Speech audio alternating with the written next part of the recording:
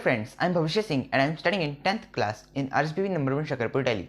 School ID 1002192. This is my 30th video. In this video, I'm explaining and solving question number 5 from exercise from chapter 1 of my science book. Class 10th, chapter 1 exercise. Question number 5. Translate the following statements into chemical equation and then balance them. इन statements को हमें chemical equation में translate यानी convert करना है और फिर इन्हें बैलेंस करना है. First, hydrogen gas combines with nitrogen to form ammonia. Hydrogen gas combine होती है नाइट्रोजन गैस के साथ अमोनिया गैस को बनाने के लिए. इसकी इक्वेशन बनेगी H2 plus N2 equals to NH3. Gas gas gas. अब हमें इसको बैलेंस करना है.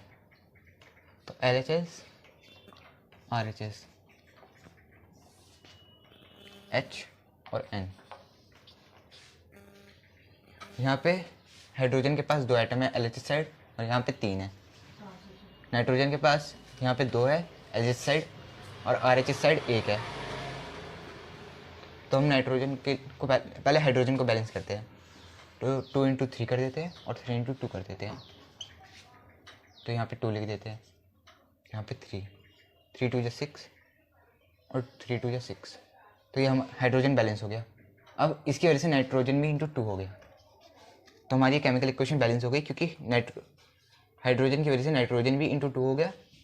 तो ये इनके एटम्स की संख्या बराबर होगी. अब next, hydrogen sulphide gas burns in air to give water and sulfur dioxide. Hydrogen sulphide gas burn होती है एयर में यानी जलती है एयर में वाटर और सल्फर डाइऑक्साइड देने के लिए. इसकी इक्वेशन बनेगी H2 plus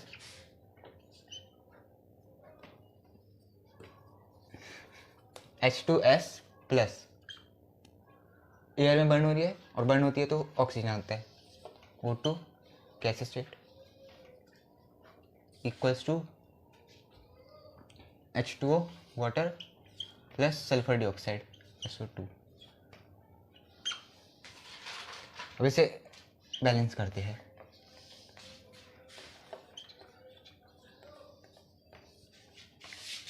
hydrogen SO. Hydrogen के पास LHS साइड 2 है और RHS साइड भी 2 है. इसके पास LHS साइड 1 है और RHS साइड 1 है. ऑक्सीजन के पास LHS साइड 2 है और RHS साइड 2. अब एक और ऑक्सीजन है यहाँ पे तो +1. तो ये हो गए 3. अब इसे बैलेंस करते हैं. पहले ऑक्सीजन को करते हैं. इधर इसके 3 है और इधर इसके 2 है तो इसको इंटू 3 कर देते हैं और इसको इंटू 2 कर देते हैं. तो ये 3O2 यहाँ पे 2 इंटू कर रहे हैं तो 2H2. अब RHS साइड हमारा अनबैलेंस हो गया क्योंकि यहाँ पे 2 आ गया है. तो हमें इधर की साइड से भी इसको 2 से मल्टीप्लाई कर देते हैं. अब सल्फर के पास हमारे 2 इधर इसकी वजह से 2 आ गए हैं.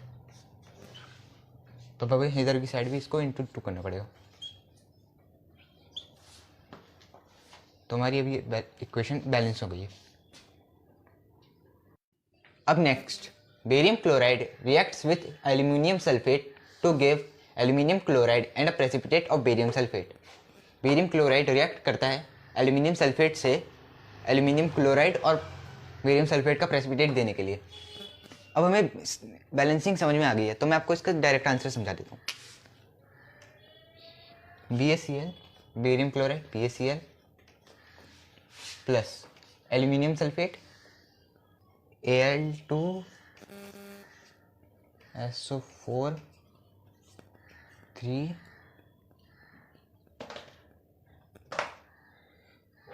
Equals to,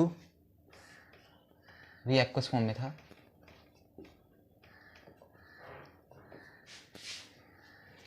aluminium chloride AlCl3 plus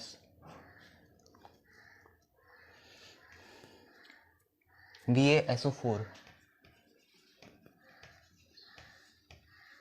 और ये प्रेसिपिटेट का साइन। अब इसे बैलेंस करते हैं तो 3BaCl यहाँ पर सॉरी 2 आएगा,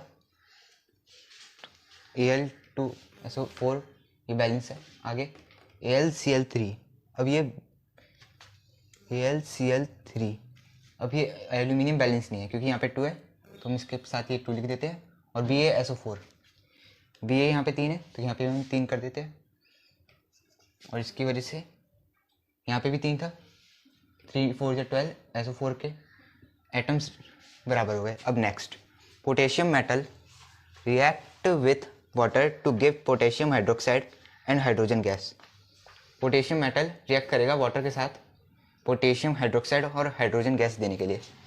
इसका बनेगा पोटेशियम मेटल, मेटल यानी solid, plus react with water H2O liquid equals to potassium hydroxide KOH plus H2 gas aqueous और ये गैस।